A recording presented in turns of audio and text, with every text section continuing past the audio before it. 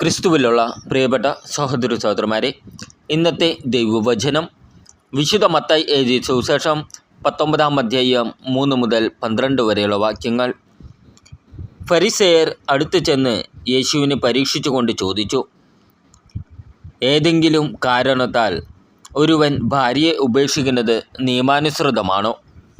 യേശു മറുപടി പറഞ്ഞു, സൃഷ്ടാവ് ആദ്യം മുതലേ അവരെ പുരുഷനും സ്ത്രീയുമായി സൃഷ്ടിച്ചു എന്നും ഇക്കാരണത്താൽ പുരുഷൻ പിതാവിനെയും മാതാവിനെയും വിട്ട് ഭാര്യയോടും ചേർന്നിരിക്കും, അവർ ഇരുവരും ഏകശരീരമായി തീരും എന്ന് അവിടുന്ന് അരുളി ചെയ്തിട്ടുണ്ടെന്നും നിങ്ങൾ വായിച്ചിട്ടില്ലേ? തന്മൂലം പിന്നീടൊരിക്കലും അവർ രണ്ടല്ല ഒറ്റ ശരീരമായിരിക്കും. ആകയാൽ ദൈവം യോജിപ്പിച്ചത് മനുഷ്യൻ വേർപെടുത്താതിരിക്കട്ടെ. അവർ യേശുവിനോട് ചോദിച്ചു, അങ്ങനെയെങ്കിൽ ഉപേക്ഷാപത്രം നൽകി ഭാര്യയെ ഉപേക്ഷിക്കാമെന്ന് മോശ വിധിച്ചതെന്തുകൊണ്ട്? യേശു പറഞ്ഞു, നിങ്ങളുടെ ഹൃദയകാഠിന്യം നിമിത്തമാണ് ഭാര്യയെ ഉപേക്ഷിക്കാൻ മോശ നിങ്ങൾക്ക് അനുമതി നൽകിയത്. ആദ്യം മുതലേ അങ്ങനെയായിരുന്നില്ല. എന്നാൽ ഞാൻ നിങ്ങളോട് പറയുന്നു, പരസംഗം മൂലം അല്ലാതെ മറ്റേതെങ്കിലും കാരണത്താൽ ഭാര്യയെ ഉപേക്ഷിച്ച് മറ്റൊരുവളെ വിവാഹം ചെയ്യുന്നവൻ വ്യഭിചാരം ചെയ്യുന്നു. ശിഷ്യന്മാർ യേശുവിനോട് പറഞ്ഞു, ഭാര്യാഭർത്തൃ ബന്ധം ഇത്തരത്തിലുള്ളതെങ്കിൽ വിവാഹം ചെയ്യാതിരിക്കുന്നതാണല്ലോ ഭേദം. യേശു പറഞ്ഞു, കൃപ ലഭിച്ചവരല്ലാതെ മറ്റാരും ഈ ഉപദേശം ഗ്രഹിക്കുന്നില്ല. എന്തെന്നാൽ ഷണ്ഡരായി ജനിക്കുന്നവരുമുണ്ട്, മനുഷ്യരാൽ ഷണ്ഡരാക്കപ്പെടുന്നവരുമുണ്ട്. സ്വർഗരാജ്യത്തെ പ്രതി തങ്ങളെ തന്നെ ഷണ്ഡരാക്കുന്നവരുമുണ്ട്.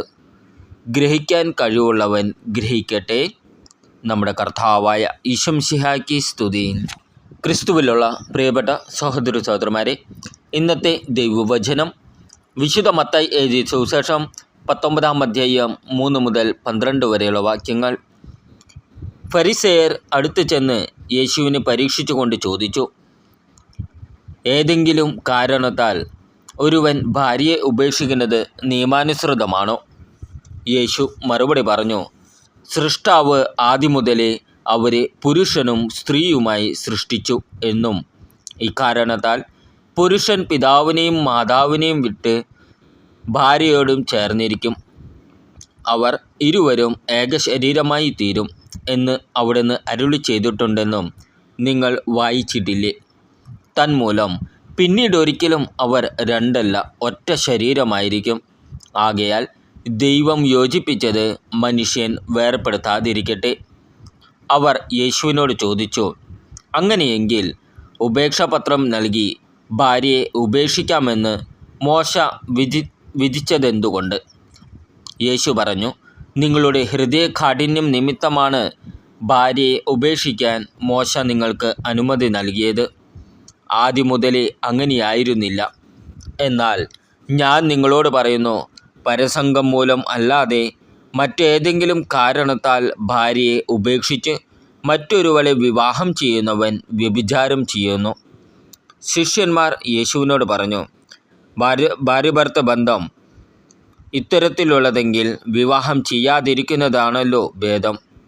യേശു പറഞ്ഞു, കൃപ ലഭിച്ചവരല്ലാതെ മറ്റാരും ഈ ഉപദേശം ഗ്രഹിക്കുന്നില്ല. എന്തെന്നാൽ ഷണ്ഡരായി ജനിക്കുന്നവരുമുണ്ട്, മനുഷ്യരാൽ ഷണ്ഡരാക്കപ്പെടുന്നവരുമുണ്ട്. സ്വർഗരാജ്യത്തെ പ്രതി തങ്ങളെ തന്നെ ഷണ്ഡരാക്കുന്നവരുമുണ്ട്. ഗ്രഹിക്കാൻ കഴിവുള്ളവൻ ഗ്രഹിക്കട്ടെ. നമ്മുടെ കർത്താവായ ഈശോമിശിഹായ്ക്ക് സ്തുതി.